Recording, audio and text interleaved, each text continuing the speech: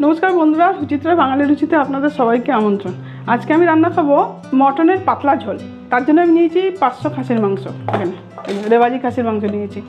এটা না পাতলা পাতলা করে ঝোল করব।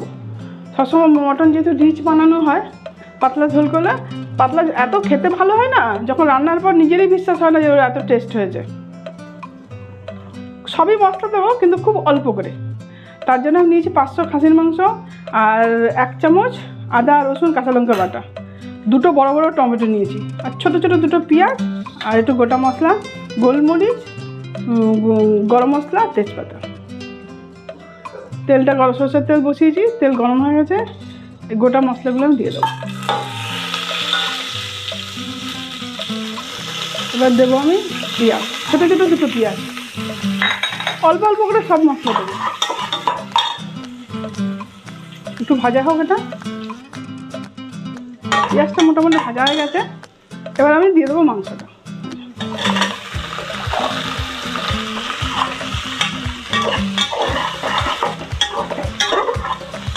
এবার এর উপর সব মশলাগুলো এক এক করে দিয়ে দেবো। দিয়ে দেবো কটা রসুন, গোটা রসুন আমি ছাড়িয়ে নিয়েছি। দেবো 1 চামচ আদা কাঁচা লঙ্কা আর রসুন বাটা। দেবো টমেটোগুলো, 2 বড় বড় টমেটো।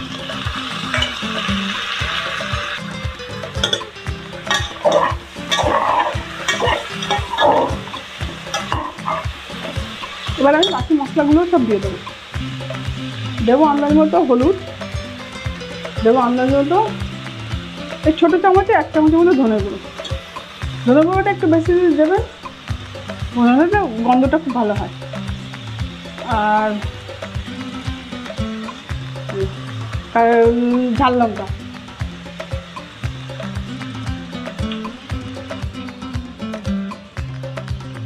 ছোটো চামচে 1/2 চামচের মতো জিরের গুঁড়ো, আন্দাজ মতো নুন। ব্যাস, ওটাকে কষিয়ে নেবো একটু। টমেটোর পরিমাণটাই আমি বেশি দিয়েছি।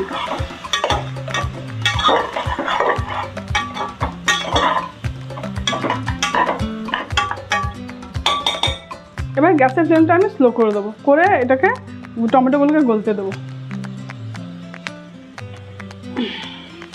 চাপা দিয়ে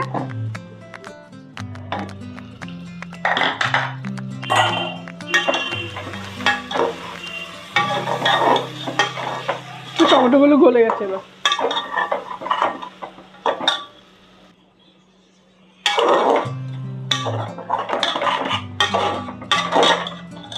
টমেটোগুলো সব গলে গেছে, দেখুন গ্রেভির মতো হয়ে গেছে, মোটামুটি তেলও ছেড়ে দিয়েছে। এবার আমি আলুগুলোকে দেবো। আলুগুলো কিন্তু ভাজিনি, এমনি কাঁচা আলু এমনি দিয়ে দেবো। দিয়ে 5 মিনিট একটু কষিয়ে নেবো, তারপর আমি জল দিয়ে দেবো।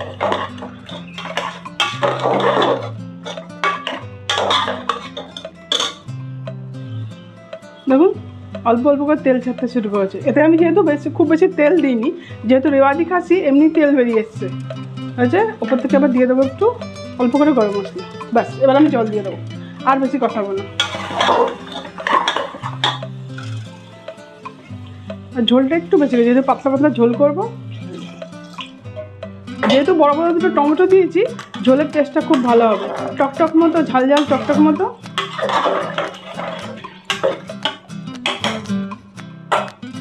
আর একটু ঝোল দেবো।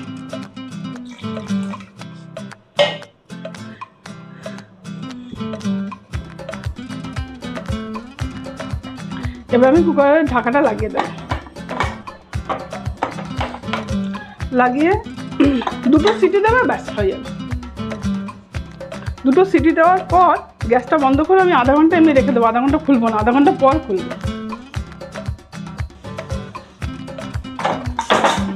2 সিটি হয়ে গেছে, আমি গ্যাসের ফ্লেমটা দিলাম বন্ধ করে। এবার এটা আমি আধা ঘন্টা এভাবে রেখে দেবো, তারপর খুলবো। সিটি হয়ে গেছে, সিটি হওয়ার পর আধা ঘন্টা পর এটা আমি খুলতে দেবো।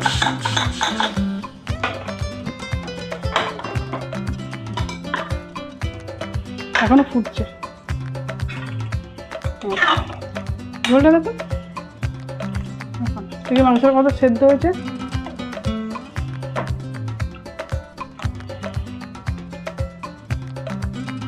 দেখুন একদম ভেঙে গেছে, সেদ্ধ হয়ে গেছে।